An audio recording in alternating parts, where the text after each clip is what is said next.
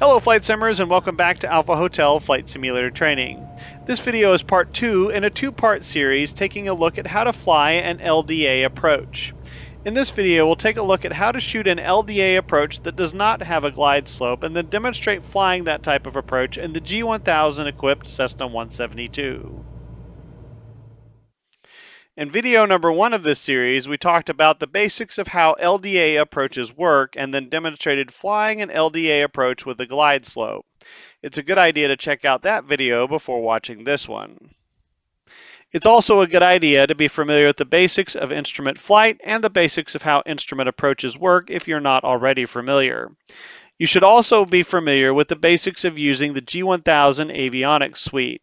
We won't be using the GPS directly to fly this approach, but we'll be using a number of the other features of this avionics suite in this video. It's also a good idea to be familiar with the different ways you can descend on an instrument approach that doesn't have any vertical guidance, and it's not a bad idea to be familiar with how to fly a localizer approach, as these two types of approaches are very similar. I'll leave links to all of those videos, plus a link to the entire instrument training playlist in this video's description. To review, an LDA is a localizer type directional aid. It's a nav aid that functions exactly like a localizer except for one important difference. Its course is not aligned with the center line of the runway it serves. Anytime you have a localizer type nav aid that is more than 3 degrees off the runway center line, it's considered an LDA. Like a regular localizer, an LDA may have a glide slope coupled with it, or it may not. Anytime you have an approach with a glide slope, it should say LDA/glide slope in big bold type somewhere on the plan view of the approach. Again, we covered how to fly this approach in the last video. It flies pretty much exactly like an ILS, except that when you break out, you won't be aligned directly with the runway. LDA approaches without a glide slope, which are actually the more common form of LDA approach, fly basically like a localizer approach.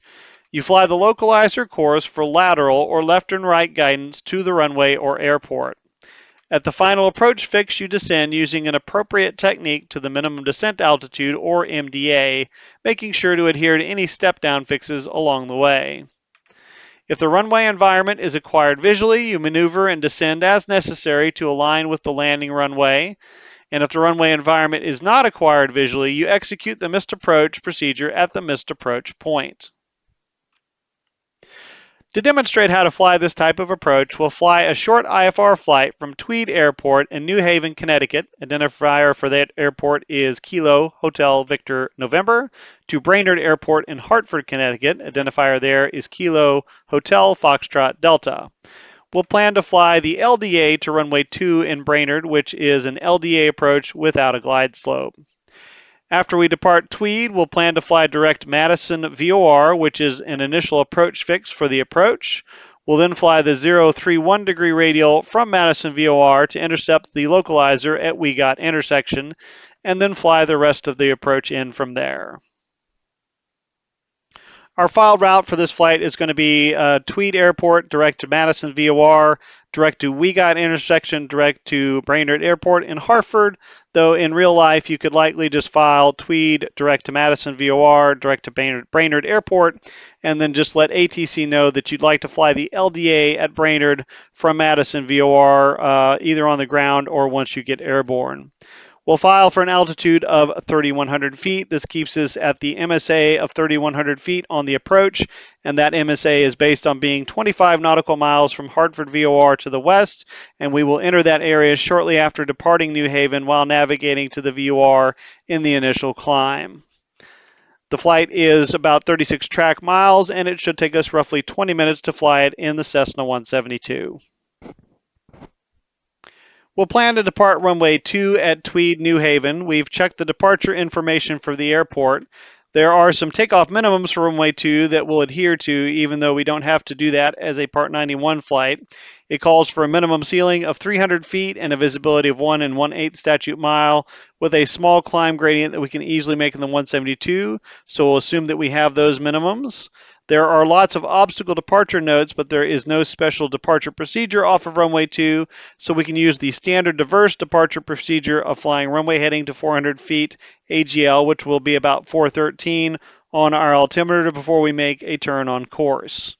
With the weather as mentioned, we can get back in on the ILS to runway 2, and we'll assume that we have that we feel comfortable departing. The weather at Brainerd Airport is currently reported as calm winds, 1 statute mile visibility and mist, a ceiling of overcast 500, temperature 15, dew point 15, and the altimeter 2992. We'll assume that we have filed an alternate for the flight and that it is a legal alternate. All right, so let's take a broad overview look at this approach plate and the approach and talk about the things that we need to know about this approach, and then we'll get more specific about the technique we're going to use to fly it in the 172. This is a very complicated approach, a lot of things that are going on here, a lot of things that we need to pay attention to, so we'll do a pretty thorough brief on this. Let's go ahead and dive in. Top left, it says this is for the city of Hartford, Connecticut. It's important to get the right airport on this one because there are multiple airports in Hartford, Connecticut. It tells us that this is the LDA to runway 2, and that is for Hartford Brainerd Airport, which is the airport that we want. And then we have the FAA identifier to the right of that, Hotel Fox Delta, which means it has an ICAO identifier of Kilo Hotel Fox Delta, which if we wanted to navigate to this airport using a GPS, is what we would put in the GPS. Looking at the box underneath the city here, it gives us the primary nav information. It tells us it's a localizer, gives us the ID of IHFD, and then tells us the frequency is 109.7. So it is a localizer. You'll notice that it does not say localizer DME, nor does it have a channel. So this is a localizer that does not have DME, and that has implications for how we're going to identify some of these fixes and the missed approach point on this approach. The approach course is 002, and then you look down at the plan view, you can see a lot of this information is duplicated down here. We've got the big bold box that tells us this is the primary nav aid for this approach, a localizer on 109.7. It gives us a frequency, and then it spells it out in Morse code for us. And again, notice there is no channel information. It does not say localizer DME, so there is no DME on this localizer. It also gives us the inbound approach course of 002 on the plan view here as well. Looking to the right of that, we have some runway information. The runway landing length is 4,006 feet, a little short, but adequate for a Cessna 172. Touchdown zone elevation is 17 feet, and the airport elevation is 18 feet. Looking in the box under that, we have this black T that tells us that it has non-standard takeoff minimums on obstacle departure procedure or obstacle notes. None of that is really applicable to us as an IFR arrival, but we would want to check that if we were departing back out of here under IFR.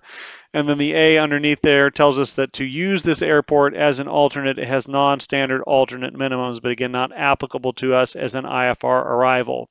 The notes say that helicopter visibility reduction below one statute mile is not authorized. We're not a helicopter, so we really don't care about that. It says that the night landing to runway 11, 20, and 29 is also not authorized, but it is not night, nor are we planning to use those runways, so again, not really applicable to us. The next note says that with a night landing on runway 2, you do need an operational VGSI or visual glide slope indicator, and this runway that happens to be a PAPI, and it says you need to remain on or above the VGSI glide path until the threshold. This is something that I do pay attention to here just because it tells me that there is probably an obstacle out here, and you can see there are a few obstacles on the approach course here or near the runway, and that we may not be able to see those at night, and it's possible we won't see those in low visibility conditions. So that tells me, that I should probably do this even if it's not night, just to remain clear of obstacles until I cross that runway threshold. Next to that, it gives us the missed approach procedure. It tells us the missed approach procedure is climbing right turn to 2,500 feet on a heading of 090. and then intercept the PUT VOR DME's 265 radial to go to Rambo intersection and hold. And all that's depicted here. You can see the climb to a heading of 290 to intercept this radial and track it out to Rambo intersection, and then it has the holding pattern depicted right here. It also has the shorthand version of that down here in the profile view. Right turn to 2500 on a heading of 090, intercept this radial, go to Rambo intersection and hold. Below that, it has the frequencies at Brainerd Airport in the order we would use them. First, we'd pick up the ATIS, then we would be talking to Bradley Approach Control for the approach, then we'd be handed off to Tower for the landing clearance. That serves as a common traffic advisory frequency when the tower is closed. Then they have a ground control frequency to get you to the ramp and a clearance delivery frequency to get you back out. And then the Unicom is where you call from fuel, but of course that is not emulated in Flight Simulator.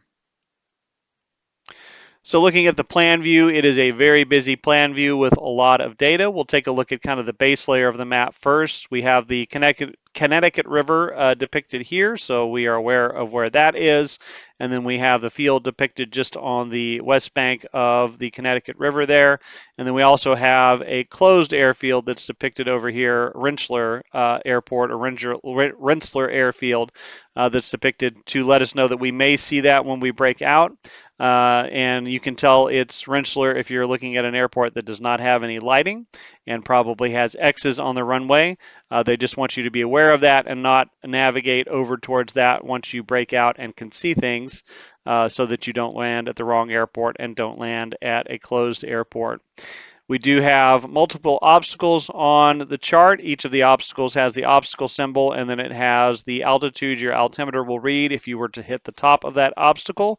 And then the tallest obstacle has the biggest symbol and the boldest type, and so the tallest obstacle is 2032, and it is well west of the airport. Should not be a factor for us. You can also see there are numerous obstacles fairly close to the approach course too, which is probably why you have this restriction of needing the PAPI operational and having to stay on the at or above the PAPI path until you hit the threshold at night.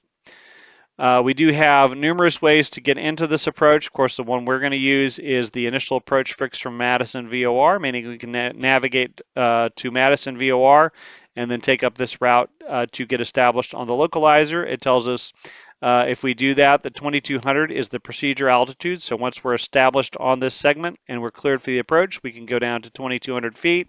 It tells us that if we are navigating via this segment, we do not need to do this holding pattern in lieu of procedure turn, no PT. It tells us it's the 031 degree radial, and it's 14.3 nautical miles from Madison VOR to WEGOT intersection.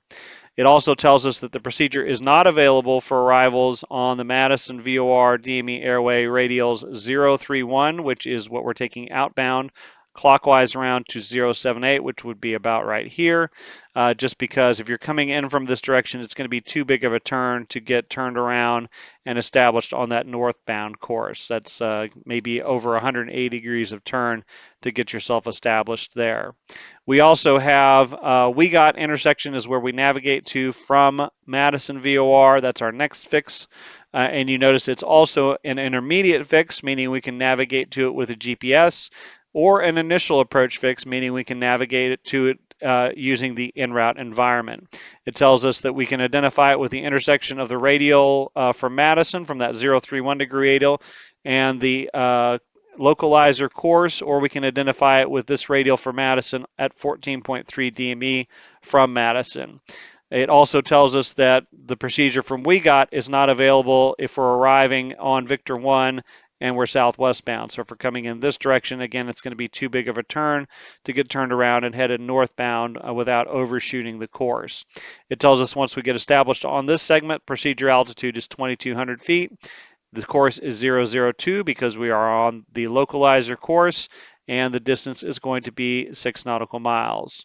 We also have a feeder route that goes in from Hartford over here, from Hartford VOR, so we can use Hartford VOR, navigate to that, and then take this route here to Loomis intersection.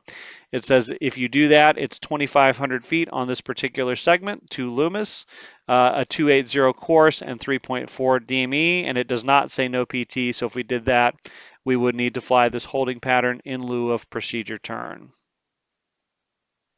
It also has the localizer information that we've talked about earlier, and then you'll notice it has a note kind of buried with everything else up here that tells you that the final approach course is offset from the runway center line by 22 degrees. So that's a pretty good offset, 8 more degrees, and you wouldn't be able to consider this a straight-in approach. So it's going to require a pretty good turn once we break out to align ourselves with the runway center line. So that's something to be aware of as well. We also have our missed approach depicted here and our missed approach holding pattern. And then we also have an alternate missed approach that ATC can use where we go down to Hartford VOR and enter this holding pattern if ATC decides that would be the better course of action due to traffic or whatever. We also have our minimum safe altitude based off of Hartford VOR, so it's centered on this point on the map right here, and it is based on being 25 nautical miles from Hartford VOR, and then it has sectors that are divided up into basically east and west. If we're east of the VOR, our minimum safe altitude is 3,100 feet, and if we're west of the VOR, minimum safe altitude is 2,600 feet. And remember that these are not procedure altitude, so you do need clearance from ATC before you can descend down to this altitude. Another important point that I want to bring up is that the localizer does not have DME, so to identify these intersections, Loomis and Dan's intersection, we're going to have to use something other than DME. You'll notice we have cross radials going through here, so we can identify Loomis by being on the localizer course and crossing through the 280 degree radial from Hartford VOR. So that's how we're going to have to identify our final approach fix. We can't identify it with DME. There's no marker or anything like that we can use to identify it, so that's how we're going to have to use to identify that. We also need to be able to identify Dan's intersection to be able to use the lower minimums on this approach, which we're going to talk about here in just a second. And to do that, we have to identify that using the 325 degree radial from Dan's intersection. And what we're going to do on this is we're going to put Hartford VOR, once we're established on the localizer course, into radio number 2 as the active, and we'll have the bearing pointer up for that. And then so when the tail swings through 280 degrees on the approach, we know we've passed Loomis intersection and we can start our descent. And then when the tail swings through 325, then we know we've passed Dan's intersection, and that will be our notification that we can go ahead and descend to the lowest minimums on the approach. So let's take a look at the profile view first, and then we'll take a look at the airport diagram. So it gives us a note up here that it says the visual glide slope indicator, basically the PAPI descent angle, is not coincident with this visual descent angle that we would use if we were using a continuous descent final approach. It says that the PAPI angle is 4 degrees and the threshold crossings height on that PAPI is going to be 42 feet if you're right on the glide slope of the PAPI when you cross the threshold. And it tells you that if you were to use a visual descent angle on the approach and fly a continuous descent final approach, you'd want to use a 3.47 degree descent, and you would cross the threshold at 45 feet. Unfortunately, we are not going to be able to use this because since the localizer does not have DME, there's no way to ascertain our distance from the runway threshold, and so there's no way to cross-check our descent. So we will not be using a continuous descent final approach. On this approach, we will be using the old school dive and drive technique, which we'll talk about how to do that here in just a little bit. So really this information is not terribly relevant to us. Looking at some other information that's on the chart, it tells you that if you did the holding pattern in lieu of the procedure turn, it is a 1-minute holding pattern. Again, not applicable to us because we do not need to do the procedure turn from the direction that we're coming into. It tells you if you are on the outbound leg of this holding pattern, you need to be at an altitude of 2,500 feet. And once you get on the inbound leg of the holding pattern, you descend down to 2,200 feet. And 2,200 feet is the altitude we can descend down to once we are established on this radial for Madison. So we will already be at this altitude. That will basically serve as our platform altitude as we approach our final approach fix. It tells us that Loomis is the final approach fix. We can tell with the big black Maltese cross here that that is the final approach fix. So that is where we will start our descent on the final approach segment. And again, we're going to identify that fix when we cross the 280 radial on Hartford VOR. Once we cross that fix, we can descend down, but we do have a step down fix here at Dan's intersection. So prior to reaching Dan's intersection, the lowest we can go is 680 feet. And then once we cross Dan's intersection, which again we're going to identify by crossing the 325-degree radial from Hartford VOR, then we can go down to our MDA. It tells us that the final approach fix is this oddly named intersection that's basically a collection of letters: Charlie, Fox, Bravo, Kilo, Foxtrot. This is not anything we can identify using our raw data. We could use the GPS to identify it, but we cannot use any of our raw data to identify it. So we're going to have to do something different to determine where this point is. And we'll talk about that here in just a little bit. But we will descend down to our MDA or the MDA plus a buffer. And then once we reach this point, which we're going to have to time, then we will go missed approach point then we will go into the missed approach procedure if we don't have the field in sight at that point. Below here, it gives us the distance between each of the points on the approach and between the missed approach point and the runway threshold.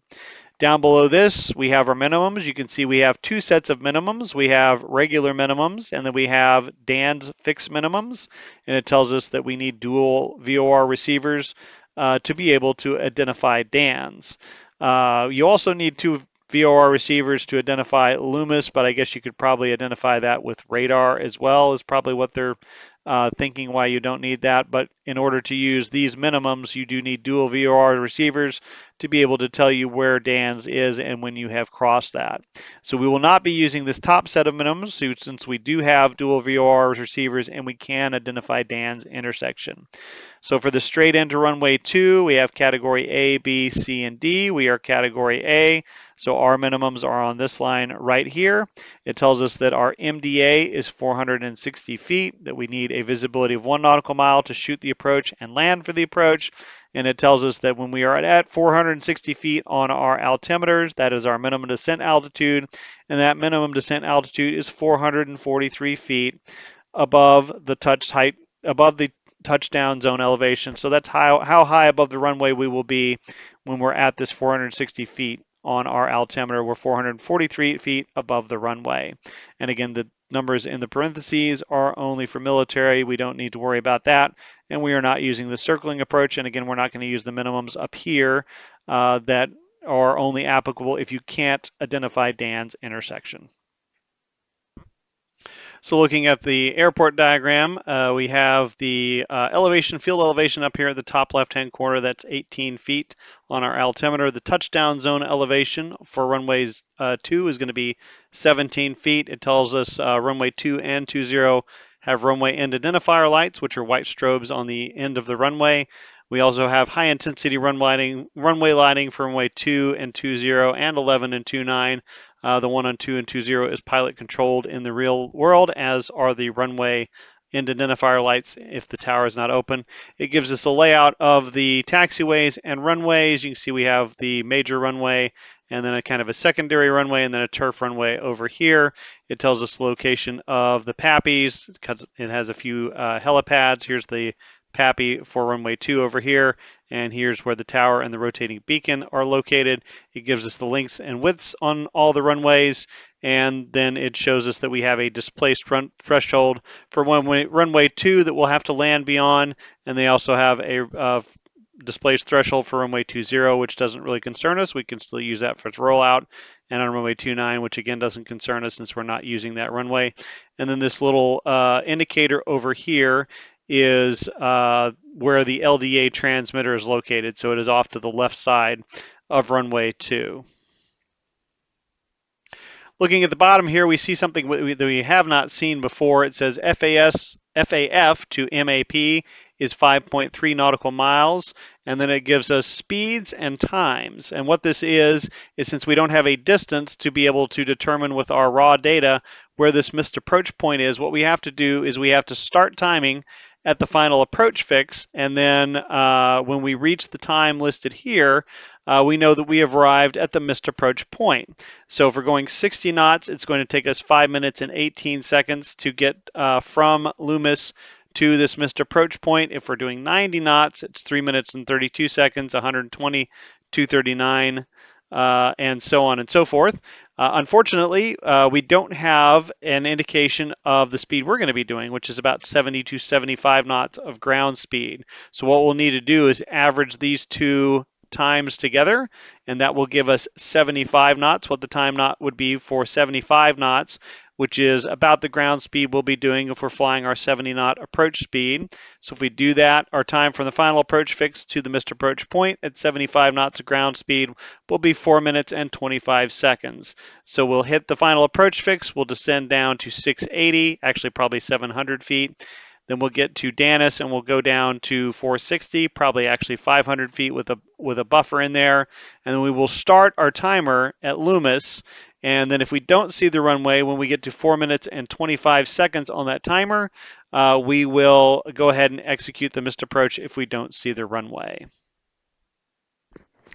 So looking at the technique that we're going to use to actually fly this in the Cessna 172, first of all, the way we're going to set up our radios is probably to have Madison active in nav radio number 1, and then we'll have the localizer standing by in radio number 1, and then we'll have Madison VOR also active in radio number 2 so we can watch that bearing pointer, and then we will have Hartford VOR in the standby channel or the standby area for radio number 2, so that once we establish ourselves on the localizer, we can go ahead and flip over to that and identify our final approach fix and that step down fix. So the way we'll fly it is we'll take off from Tweed Airport, we'll fly to Madison VOR, climbing to 3,100 feet, our filed altitude, and the altitude that keeps us above this MSA or at this MSA. Once we get to Madison, we'll turn and we'll track the 031 degree radial towards the localizer. As we get past Madison, about 4 miles, we'll assume that we get handed off to Bradley Approach, and we get cleared for the approach. And so at that point, we can go ahead and descend down to 2,200 feet and continue to track this towards the localizer. When we get about 5 miles from We Got intersection, which is going to be 9.3 DME, what I'm going to do is I'm going to flip the number 1 nav over to the localizer so I can monitor that, and I will arm that for the intercept. And then I'm still monitoring Madison to make sure I'm staying on that radial on the bearing pointer for nav radio 2. So I'm still got the data up for that. Once we get in here and we intercept the localizer, we'll start tracking it towards Loomis. It's about 6 miles from We Got to Loomis. At that point, I can go ahead and flip radio number 2 from Madison over to Hartford so that I can see that bearing pointer tail when it passes through 280 to know that I am at Loomis. So again, on this approach to descend from the final approach fix, we're going to use the old school dive and drive descent method to descend to our MDA. And with this method, what you do is you hit the final approach fix, and then you, rather than trying to make a gradual descent and track a calculated glide path, you make a more rapid descent down to your MDA, and then you level off and fly forward. And you fly forward either until you see the runway and you can land, or until you hit the missed approach point, at which point you execute the missed approach procedure. And we're going to use about, for this initial descent, probably about an 800 foot per minute descent to go ahead and get down to that first step down fix. And then of course we'll level, we'll have to fly forward until we hit Danis, and then we'll descend a little bit more down to close to our MDA. And at that point, we should get the field in sight. Or if we don't, when we get that 4 minutes and 25 seconds, we'll go missed approach. So let's look specifically at how this is going to work on this approach with this aircraft. So we will use the low speed descent method on this approach, or the low speed approach technique. which means we will level at 2,200 feet, and then about 3 nautical miles prior to Loomis, we will configure for the approach. And then once we hit Loomis, we'll start down. We won't configure as we're descending, which would be the high-speed method. We are going to cheat just a little bit by putting IHFD, which is the identifier for the localizer, in the GPS, and then that will give us distance to the localizer transmitter. And the main reason we're doing this is to know when we are about 3 miles away from Loomis, to know when to start configuring. Otherwise, we really kind of had to just make a guess at it or time it. So approximately 3 miles from Loomis, which is going to be 9 nautical miles from IHFD on the GPS, we'll start to configure. This looks the same as it does on most other approaches. We'll bring the power to 1,800 RPM. We will, at 110 knots, which is about where we should be already, bring the flaps to 10. When we get down to 85 knots, we'll bring the flaps out to 30, 1 notch at a time. And then at about 75 knots, we'll put the power back in. We'll lead that power application just a little bit, so that by the time we bring it up to 2,200 to 2,400 RPM, we should be right at 70 knots, flying level at 2,200 feet. When we hit Loomis, which we will know, we will be able to identify by the tail of bearing pointer number 2 rising through 280 degrees. That tells us we're at Loomis. We're going to initiate the descent to our first step down altitude of 680. Since the autopilot only does 100-foot increments, we are going to use 700 feet, which gives us a little bit of a buffer on that, which is not a bad thing. So we will start our time, and again, we're starting our time so that we know where the missed approach point is, and we know when to execute the missed approach point if we do not get the field in sight. We will initiate an 800 foot per minute descent, a little quicker descent than what we normally do on an instrument approach, just to go ahead and get down and level off. We'll reduce the power to maintain 70 knots in that descent, and because it's a steeper descent, we need a little more of a power reduction than on a normal approach, so it'll be about 1,400 to 1,600 RPMs to keep that speed. Then we will level at 700 feet MSL, and we'll need to bring that power back in to maintain level flight at 70 knots. Again, it should be about 2,200 to 2,400 RPM. When we arrive at Danis, which again is going to be that bearing pointer number 2 rising through 325 on our HSI, we'll initiate the descent to the MDA, but we'll put a little buffer in there. Again, the autopilot will only let us select hundreds of feet, so we'll put in 500 feet, and that gives us about a 40-foot buffer on the actual MDA. Remember, on your MDA, you're only given you're given 0 feet to the low side and 100 feet on the high side, so putting a little buffer in there is not a bad idea. We do not need as fast a descent because we're not going very far. We're just going from 700 to 500, only 200 feet, so we'll do about 400 feet per minute on this one. We'll need to reduce power, but not as much as the first time. We'll maintain that 70 knots, so about 1,800 to 2,000 RPM as it's coming down. We'll then level at 500 feet, and we'll bring that power back in, again about 2,200 to 2,400 RPM to maintain 500 feet at 70 knots of indicated airspeed. At that point, we're just looking out the window for the runway while maintaining our instrument scan to keep our aircraft level at speed. And once we get the runway in sight, we can go ahead and maneuver and descend for the runway, making that turn towards the runway to align and descending to stay at or above that visual glide slope once we acquire the runway visually, or we will execute the missed approach if we don't see anything once we get to 425 on that timer. That tells us that we have arrived at the missed approach point. So to set up for the flight, we'll do it from the world map, and we'll work our way from the top left over to the right and then down like we usually do. So for the aircraft, we do want the Cessna 172 Skyhawk G1000. You do not want just Cessna 172 Skyhawk without the G1000, and you don't need to worry about the Arista Blue. That's just a third-party livery that I have installed. Liveries you don't need to worry about. Weight and balance, we will go with 2 full tanks, so 100% on the fuel. To 170-pound passengers is fine. We don't need to worry about failures and customization. You can do whatever you'd like there. For our airport, we'll go to the from field, and we will type in KHVN, so Kilo Hotel Victor November, which is Tweed New Haven Airport, and we will click on that. That'll zoom us into the airport, and then you can start on the ramp or on runway 2, whichever you would like. I'm going to elect to start on the ramp, so we'll set that there, set that as departure. As far as flight conditions, we will choose a mid-June day, so about June, middle of June.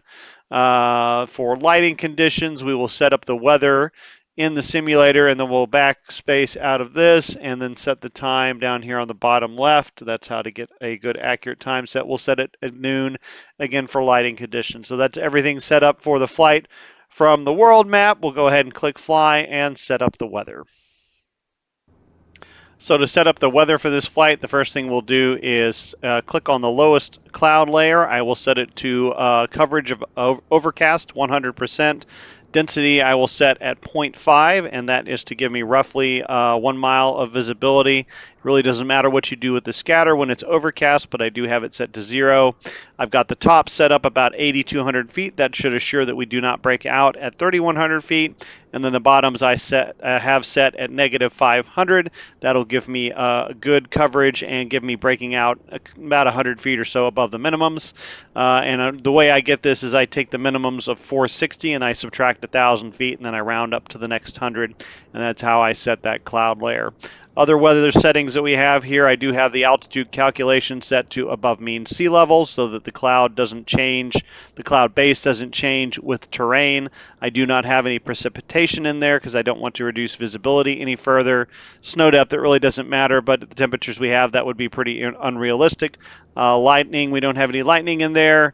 And then I'm going to set the temperature, actually I'm going to bring that down a little. I'm going to set it to standard, which is about 60 degrees or so. And then pressure is standard at 2992, and then humidity I've got set at the lowest, which is 1, which again will prevent it from reducing our visibility any further than it's already reduced. I do have this saved as KHFD LDA to 02, so I can pull it up quickly if I want to shoot the approach multiple times, and you can use that save as key to do that if you want to save that as a weather template. All right, so once we have the aircraft started up, or if you just want to do this on the avionics on the battery, you can do that as well. Go ahead and get our avionics all set up. So the first thing I'm going to do is I'm going to bring in Madison VOR into nav radio number 1, and I'm going to put that in the active because that's what we're going to be navigating off of initially. So I will click that into the active, and in the standby frequency, I'm going to put the localizer, which is 109.7. And Madison is 110.4. So Madison VOR is in the active. The localizer for the runway at Hartford is in the standby frequency. I'll push the middle of the small knob on the nav button there, and I'll set up radio number 2.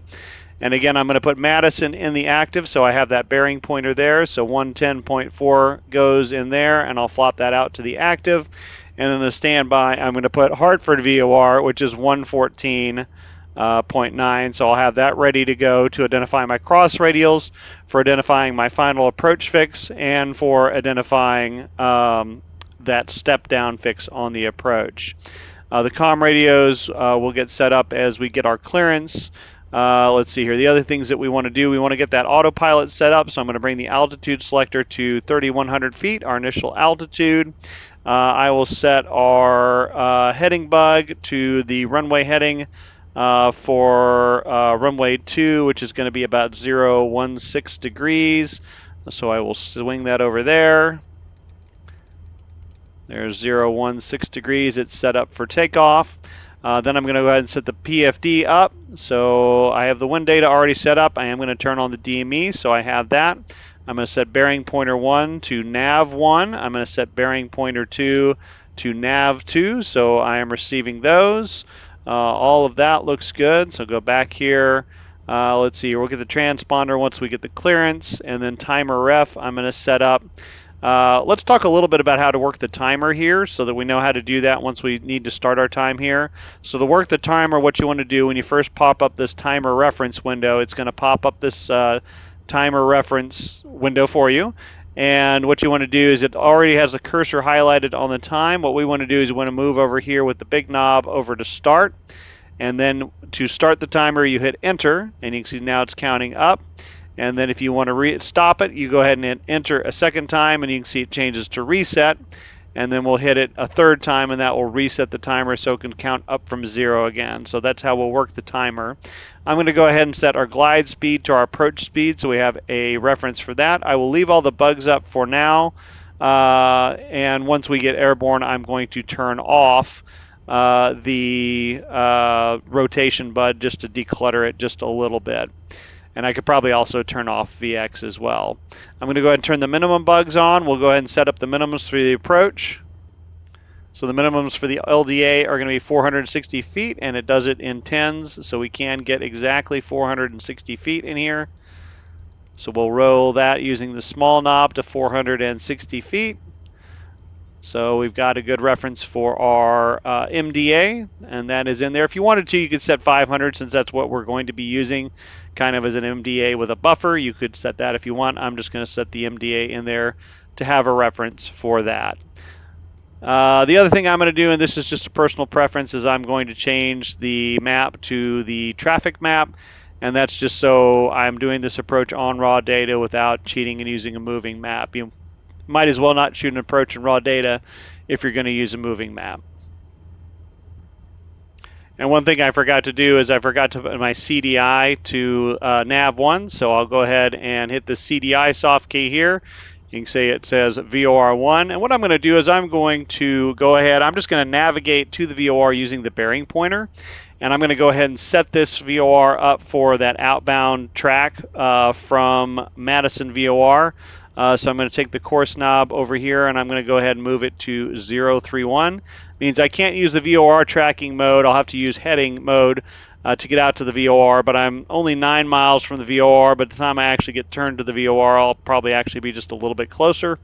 And so that sets us up. I can just use this bearing pointer to navigate to the VOR, and then on the other side of the VOR, I'm already set up for this course to track it outbound. So I'm going to go ahead and do that. If you want to, you could navigate direct to the VOR, by just going direct to the VOR with this CDI, and then change the course as you pass over the VOR. But like I said, I find it just as easy to navigate there using the bearing pointer. And then once I cross it, I've already got the course set up. I don't have to worry about, twisting this course in as I'm trying to make the turn to intercept that course. And one last thing that I forgot to do is, again, I'm going to do that little cheat where I'm going to enter the Hartford localizer as a waypoint on the GPS. So I hit the direct key, and I'm going to enter India Hotel Foxtrot Delta, which is the localizer to runway 2. Even though it says ILS, it is an LDA. And I'll hit enter and then activate, and then it gives me my distance to the localizer transmitter up there at Hartford Airport. And again, this is just for situational awareness, just a little bit of a cheat so that I know how far I am away from that localizer transmitter, since I know where to configure and have a good idea during my descent how close I am getting to the airport. So with all that set up, we can go ahead and call for our IFR clearance. Tweed Airport does have a tower, and they have a clearance delivery frequency combined with their ground control frequency. So we'll call them up and say Cessna 172 Golf Hotel, looking for our IFR to Brainerd Airport. They call back and they say Cessna 172 Golf Hotel, cleared to Brainerd Airport as filed. Climb maintain 3,100, departure frequency 12407, squawk 5502.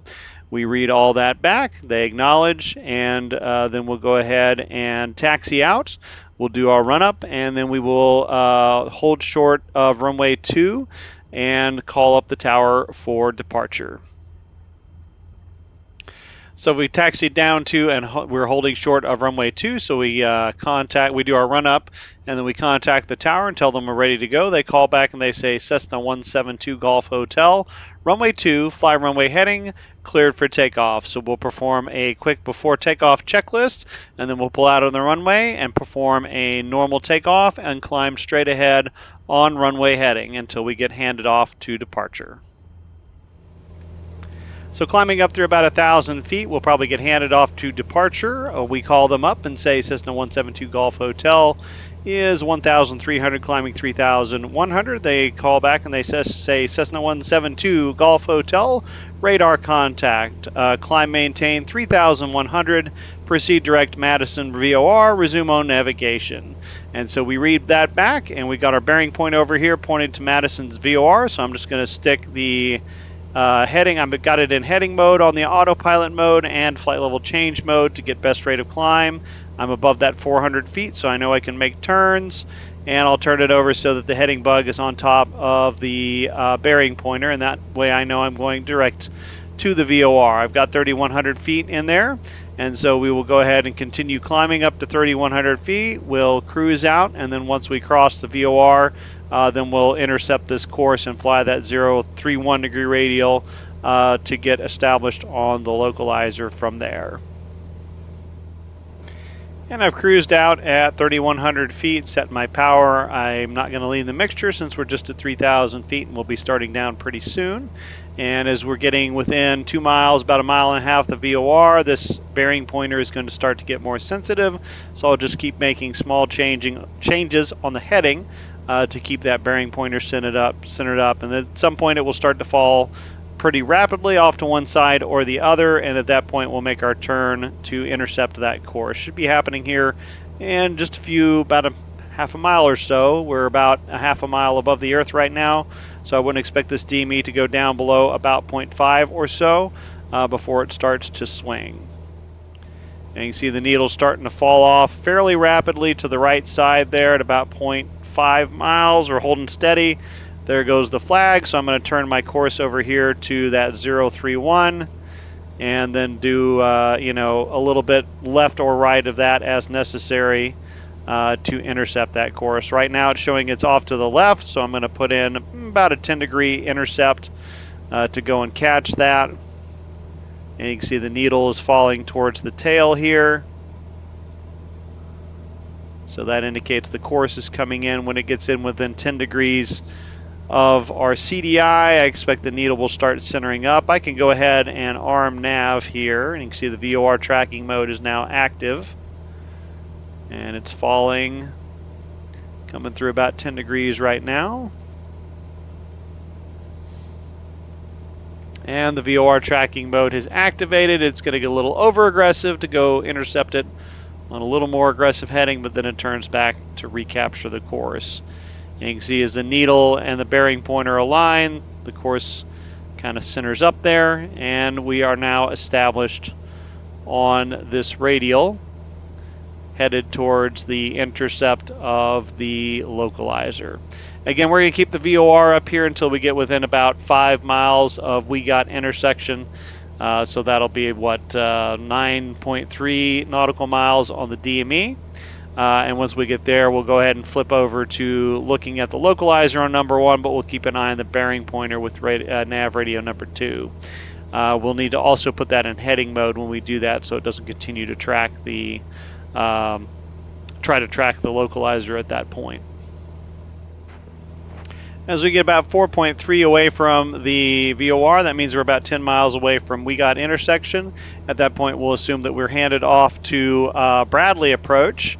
We contact them, and they say Cessna 172 Golf Hotel, descend and maintain 2,200. Maintain 2,200 until established on the approach. You're cleared for the LDA runway 2 at Brainerd Airport.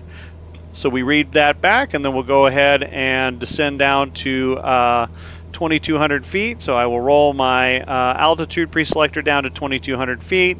I'm going to put it in a vertical speed mode here. I'll do about nose down to about 500 feet per minute, and then I'll pull the power back to maintain that 110 knots or so in the descent. Looks like about 2,200 RPM or so. So we will descend down here to 2,200 feet. We'll level off, and then at that point we should be about 5 miles from We Got from the intercept. So that's when we'll flip over our nav radios so that we can monitor that intercept of the localizer, that LDA localizer. And as I level here at 2,200 feet, I'm about 9.3, about 5 miles away from We Got intersection. So I'm going to go ahead and put it in heading mode so that I don't accidentally track the wrong nav source. I'm going to flip nav number 1 over to the localizer. It automatically dials my course in there for me. Actually, it does not. I do need to, yeah, it does say IHFD, so I got to have a good ID. And we need a 002. For some reason, it did not dial the correct course. Normally, it does automatically dial that in for you with a localizer. So we are waiting for we're waiting for the LDA localizer intercept.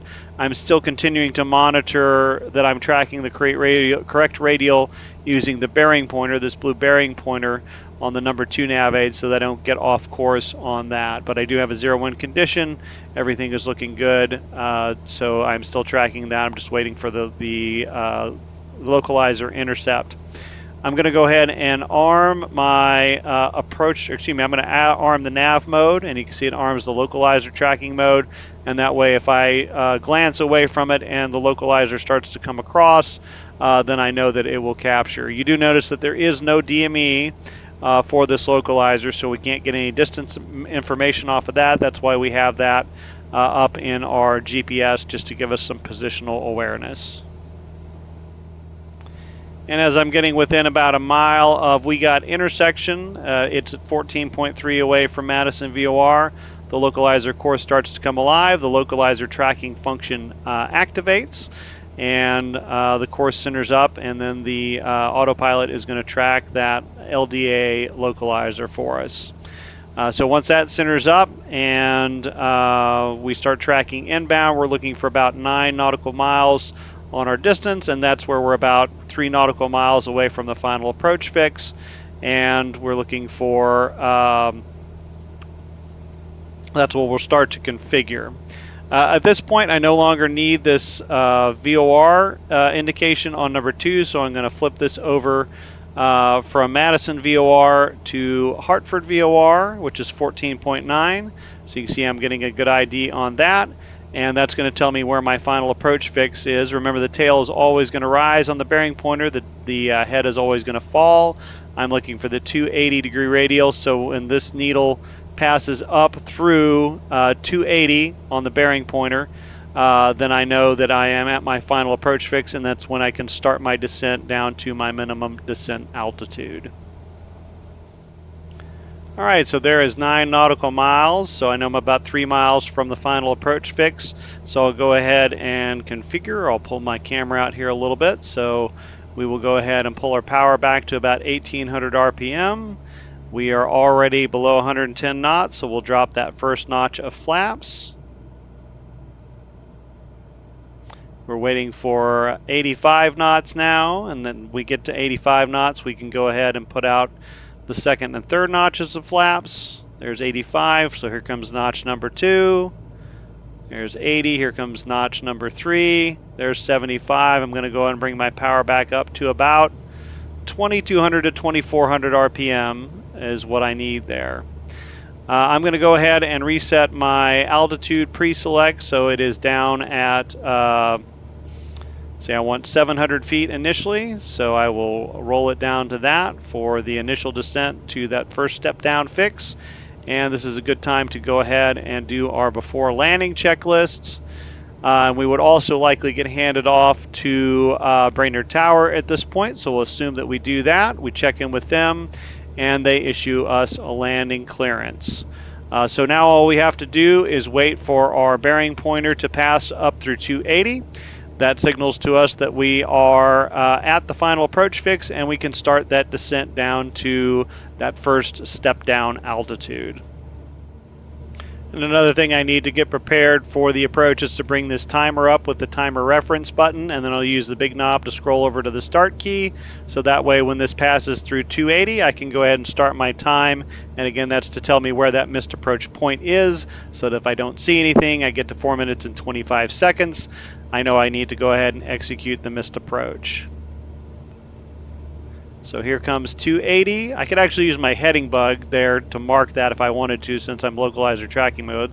There's 280. I'm going to start my time. I'm going to go ahead and initiate a vertical speed descent of about 800 feet per minute. I'm going to pull my power back to about 1400 to 1600 RPMs to keep the speed at about 70 knots. And again, I'm going down to 700 feet, which is our step down fix altitude at that first step down fix at Dan's. I'm watching my bearing pointer, and once it passes through 325, I know I can go ahead and descend down to the MDA of 460. Again, I'm going to use a buffer and descend down to 500 feet, but that bearing pointer passing through 325 is going to be the indication that I can continue the descent. At the rate of descent we're going now, we're going to need to level at 700 feet, bring that power back in, then we'll reset our altitude pre-selector, and then we will make that descent once we cross through that 325 degree bearing. So a little less than about 800 feet to go before we get to our initial step down altitude. Looks like 1450 is a little too much, so I'm going to pull the power back just a little bit more to keep that speed. Passing through about 305 on the bearing right now, so we're on the 305 degree radial, and again, the tail is going to rise, and when it hits 325, I know I can continue the descent.